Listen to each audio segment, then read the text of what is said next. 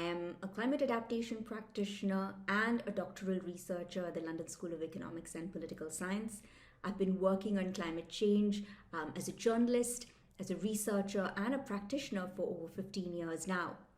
And I'm really here to talk about how you can get involved in this space.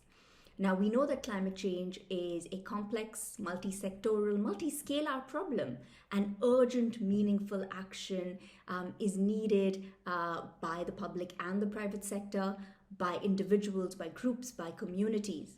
Now, if you're interested in getting involved in shaping climate action, or just even curious about it, it may not really mean overhauling your existing line of work or domain expertise. It may in fact require you to build on it.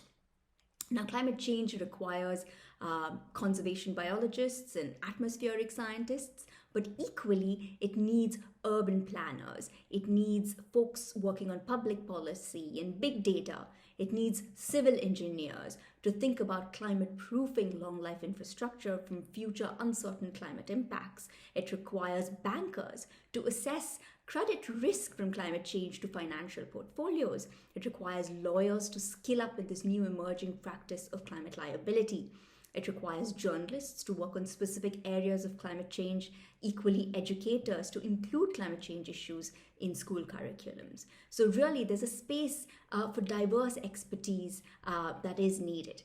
And climate change also has space for folks who want to get involved outside their workplace in ways of bringing communities together, in mobilizing neighborhoods, in holding your local government to account, and ensuring that climate change is factored in local policies. But the important thing in all of this is that we know that climate change is fundamentally a deeply gendered and intersectional challenge. Women and marginalized communities are disproportionately impacted.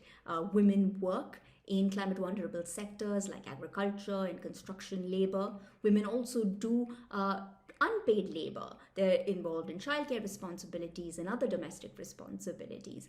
They have constraints on mobility, on access to livelihood opportunities, on educational opportunities, and access to healthcare.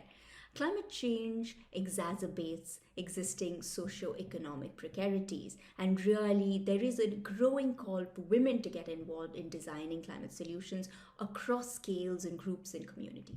At one end, you need the climate vulnerable to be involved in participatory ways in designing meaningful climate action that's suitable to them. But at the other end, it involves or calls for women to also get involved in things like designing social infrastructure policies, in planning better access to energy or transport infrastructure. Women involved in designing ESG indicators and meaningful ESG action within their companies as well. And to really think about and be sensitive to how climate considerations can involve these gendered and intersectional considerations in their sectors and spaces. But all of this is not about just solutions. Climate change doesn't need just technical expertise. There's a space and a requirement for communicators. There's a space and a requirement for art and activism.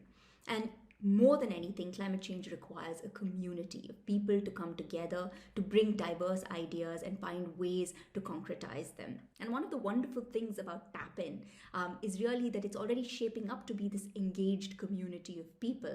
And it can serve as a great starting point to get people who are interested to come together to find ways to shape meaningful action on climate-compatible, sustainable development.